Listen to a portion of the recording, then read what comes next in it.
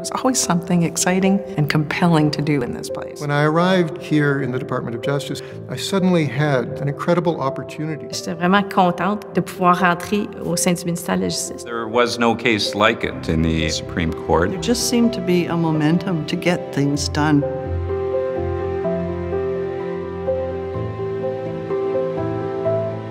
My name is Mary Dawson. I was the Associate Deputy Minister in Justice from 1988 to 2005.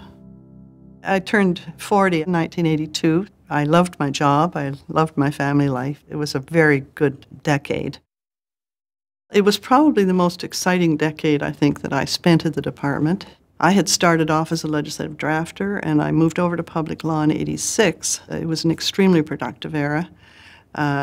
Between 80 and 86 or 7, we enacted the Access to Information Act, the Privacy Act, the Young Offenders Act, the Official Languages Act, the Canada Health Act, and those were all my drafts.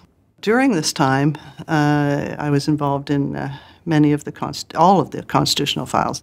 I just seemed to be at the right place at the right time, right through my career, as a matter of fact, through the Charter, through Meech Lake, and then of course it led into Charlottetown. It wasn't as if it was just one government, actually. It was the Liberals were in power at the front end of the '80s, and the Conservatives were in power in the back end of the '80s, and but there just seemed to be a momentum to get things done.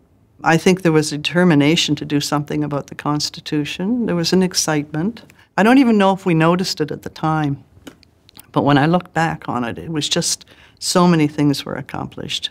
The world was ready. I mean, there were some countries that had started to look at access and privacy, and the official languages was dealt with that decade, and I really can't answer why. It just all came together.